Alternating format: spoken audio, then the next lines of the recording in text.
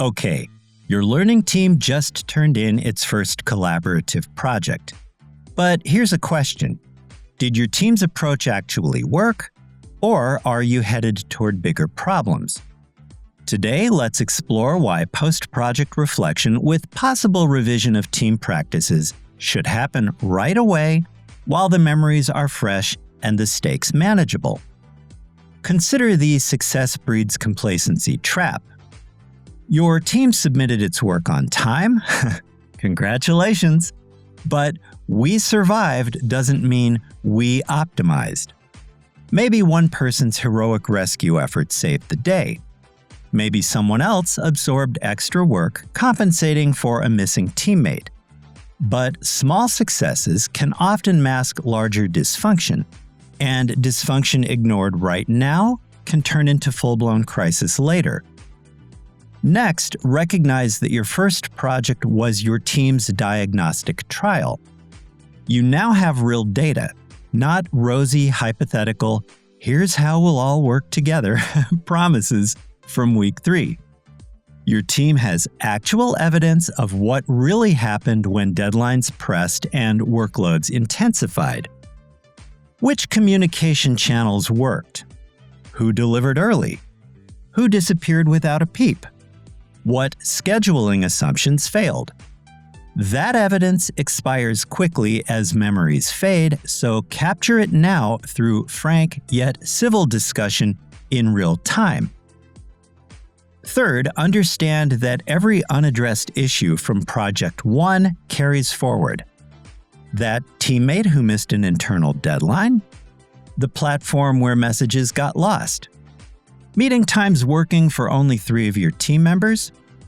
Without honest discussion now, small problems grow into bigger ones later, and resentment builds.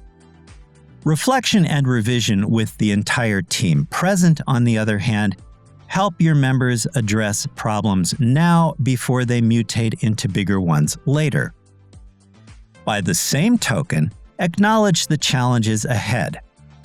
Project 1 introduced collaborative fundamentals, but later work might introduce additional complexities and challenges. If your team barely managed Project 1's demands, you're not really ready for what's coming without adjusting your collaborative approach to build team capacity before you need it. Recognize, too, that the team practices outlined in your core team values and team agreement document back in week 3 were theoretical. They represented educated guesses at that time about future teamwork. Now you've collaborated under real conditions. Some things worked, maybe others didn't. But don't ignore what you've learned about your team dynamic, member schedules, strengths, and challenges during the last few weeks. It might be a good idea to update your expectations based on that evidence. Last, think about this. Right after project submission, the pressure is momentarily off. No one's scrambling to meet deadlines. Emotions have calmed down, but that calm creates space for honest conversation that's impossible when the team is in crisis mode. Delay that discussion and your team risks repeating the same mistakes during Project 2. Instead, address the problems right now when your team has the time to do that. Examine these points with your entire learning team present this week, and you'll approach Project 2 with more realistic expectations based on your experience. Collaborative Project Number 1 revealed your learning team's reality. Use that information to improve team cohesion moving forward. Message your teammates right now to propose a reflection session in real time this week. It could mean the difference between a team that grows stronger and one that merely limps along.